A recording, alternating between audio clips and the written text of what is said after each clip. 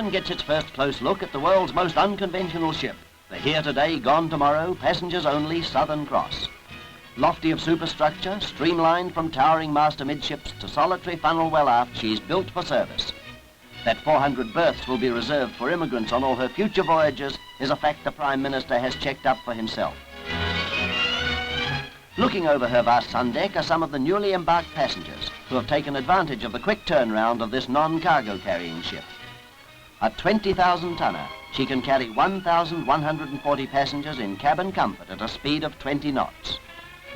May fair winds accompany her on a maiden voyage in which she circumnavigates the globe. 24,000 miles in 76 days.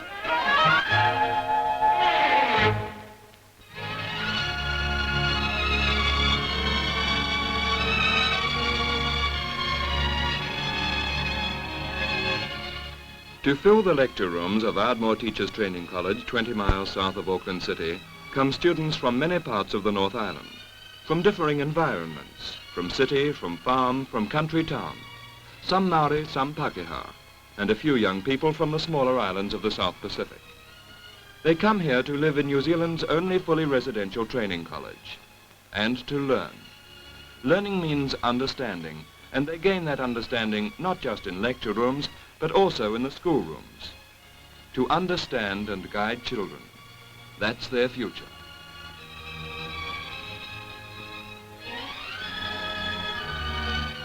Students look on and note effective techniques and mistakes while one of their number takes a class. Teaching methods have advanced considerably in the past few years, and many different ways of approaching the mind of a child are learnt by these teachers of tomorrow.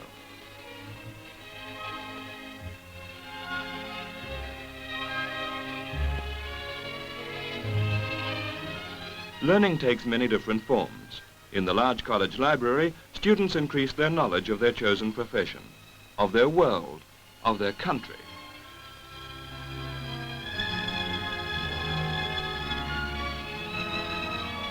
Outside, too, they gain this knowledge.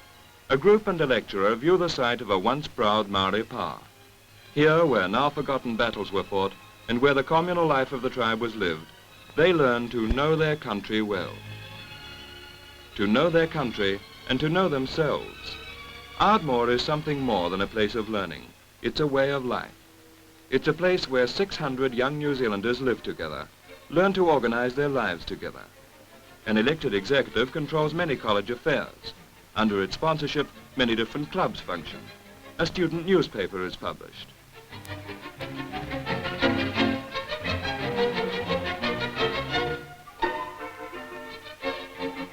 For the girls, a popular activity is keeping college gardens in trim. An efficiently run student fire brigade is always on the alert. Living together, like learning, takes many different forms.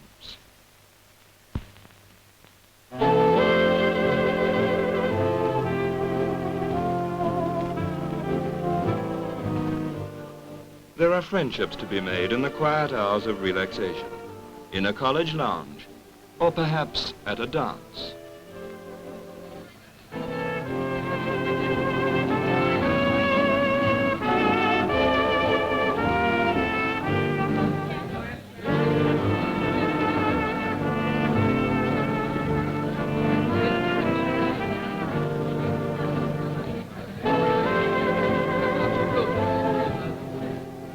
There's sport, too.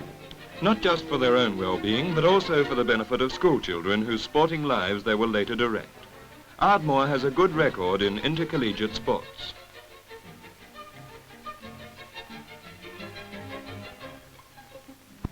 To gentler things. In a pottery class, students watch the deft hands of an instructor shape clay into a bowl.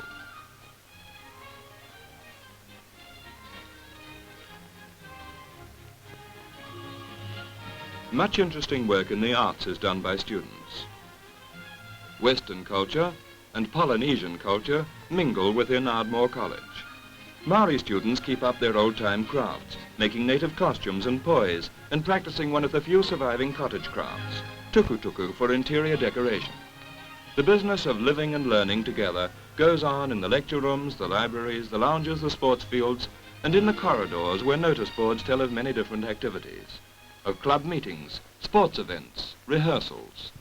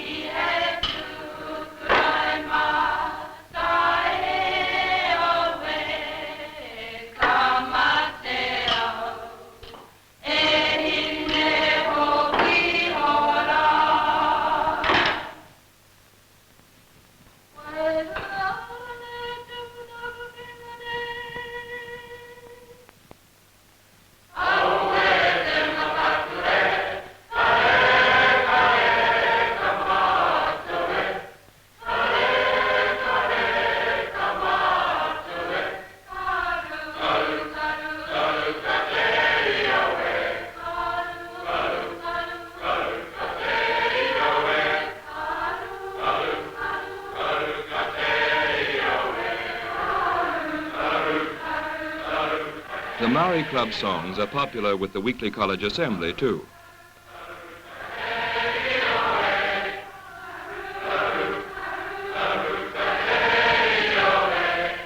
ARDMORE Training College, a place of learning, a way of living. One of 5 colleges devoted to training the young people who will guide the lives of New Zealand's children.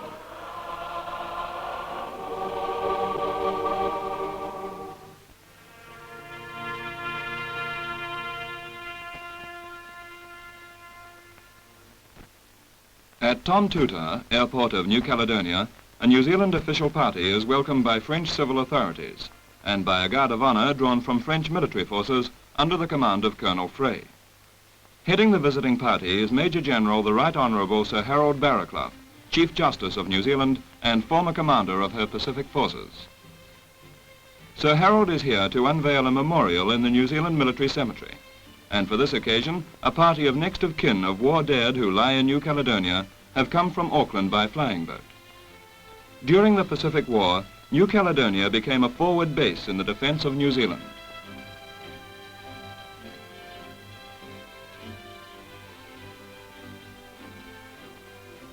Brigadier Dove of the New Zealand Army is here to welcome the next of kin. The official party meet His Excellency Monsieur René Offer, High Commissioner of France in the Pacific.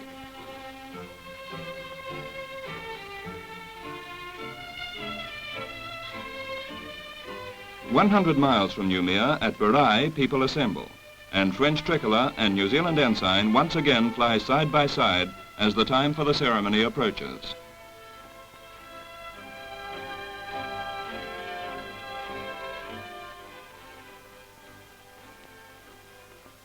On arrival at the cemetery, maintained here on French territory by the British Imperial War Graves Commission, Sir Harold is received with a general salute. The cross of sacrifice stands ready for unveiling.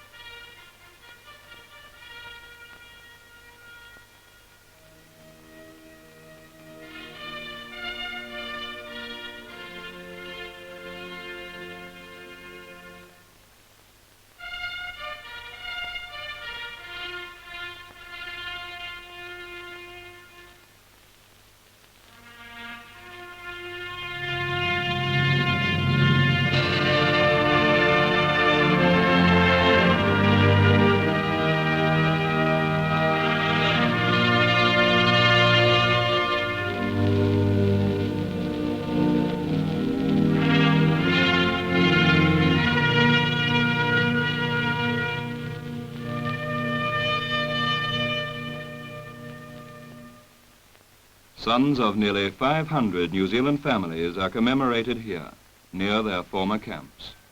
Men their country sent forward armed to drive back approaching danger.